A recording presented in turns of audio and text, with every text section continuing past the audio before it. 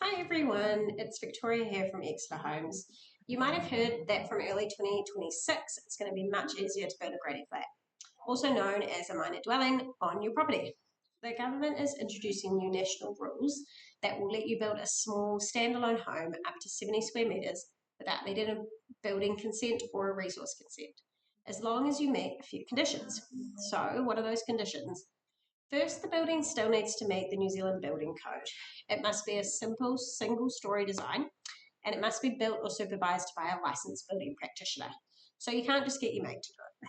You also need to notify your council before you start and once the build is finished. This is done through a form called a PIM or a Project Information Memorandum. It tells the council what you're planning and gives them a chance to share any important details about your site. Once they've reviewed your plans, they'll give you feedback about whether your design looks like it will meet the exemption rules. But there's a catch. That advice is guidance, it's not an official approval. You can still go ahead even if the council has raised concerns, but if your site doesn't actually meet the rules, you risk end up being non-compliant. That could mean fines, costly fixes, or even having to apply for the full consent after the fact. It could also void your insurance, which can have major financial implications. So take council feedback seriously and get your design checked properly before jumping in. Development contributions. Councils are still entitled to charge these fees to cover the extra demand your home will place on the infrastructure. Things like transport, water, wastewater, stormwater, parks, community facilities. Your PIM helps the council calculate what you need to pay. And once your build is complete, these fees are due within 20 working days. If you don't pay them in time, you could face infringement charges. Another common question is, do I still need a resource consent? In many cases, no. The granny flat will be permitted on most residential and rural properties, but only if the rules are met. You're allowed one granny flat per site, and it must be at least 2 metres away from any boundary or existing dwelling. If your site is in a heritage area, a natural hazard zone, or has covenants on the title, you still may need specific approvals. So you need to check first. So to summarise, from early 2026, you can build a granny flat up to 70 metres squared without building or resource consent, as long as you use licensed professionals. Now this hasn't gone through completely yet, but this is what they're saying is going to happen. So that sounds good, right? But let's dig a little deeper. To qualify under the new consent-free rules, the building has to be lightweight and simple. The roof must be made of materials under 20 kgs per square metre.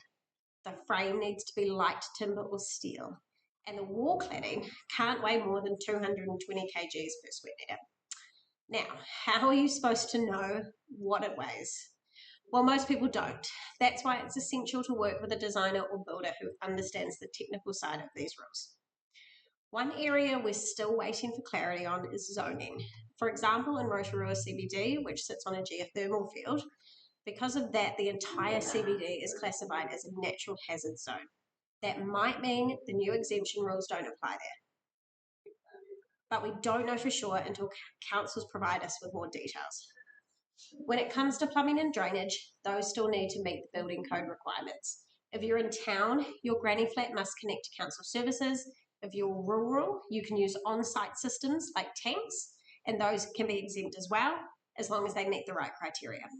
The whole idea behind the rules is to streamline simple small-scale builds, but there is a lot that you need to get right.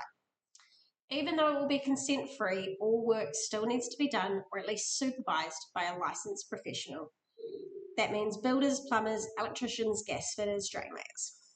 Each trade must provide the proper certification, records of work, certificates of work, and energy safety certificates. You need to collect all of these when the build is done.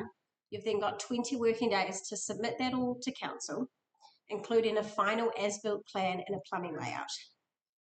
While they don't inspect your build at that point, they do keep it on file. But if it turns out your build doesn't comply, they can still ask for a full consent. So if you want to get it right the first time, you're going to have to use a professional. So yes, in some ways it's going to be easier, but it's certainly not a free-for-all. You need a good team, good paperwork, and a clear understanding of the rules to really make this work. And now here's something else to think about. A lot of people say we're waiting for the new rules. It'll be so much easier. But is it really? Even if the new law kicks in on time in 2026, councils and the industry will need time to adjust. You might run into delays, mixed messages, or builders who aren't sure what applies. And remember, it's still unclear which zones these rules apply to and where they won't apply. So if you're ready to go now, why would you wait? The longer you delay, the more likely you are to miss out on rental income if you're going to rent it out, or simply enjoying the benefits of a second dwelling on your land. We've seen clients wait hoping for savings only to face months of extra delay and no real gain. We see this across the board in development projects, so it's always a tricky one to just wait for a savings. Here at Exeter Homes, we've been thinking a lot about how to best support our clients through this change, and we've decided we're going to keep getting building consents for our small homes, even once the new rules take effect. Why? Because getting a consent doesn't slow us down. We work with the council every single day. We know the system, and it's going to give our clients peace of mind and ensure their homes are safe, signed off, and structurally sound. At the same time, we're training our team to become experts in these new rules, especially where we can save you time and money by avoiding the resource consent, which is often the biggest cost and hassle. Our approach is simple. We'll still get our yard consent to prove structural integrity of our home, but we'll help you avoid needing site consents wherever possible. We're not interested in cutting corners, just delivering the best outcome for you. And to back that up, we're putting our money where our mouth is. From now until the end of September, Exeter Homes will cover up to $10,000 of your planning and consent fees if you choose to get started now. That way you get the best of both worlds, a properly consented, structurally sound home without the risk and chaos of rushing in after the rule changes, and still a savings during the process. We believe in doing things right, and that starts with making informed choices now. So don't wait. If you're thinking about a granny flat, let's have a chat. And as always, if you've got any questions, the team and I are here to help.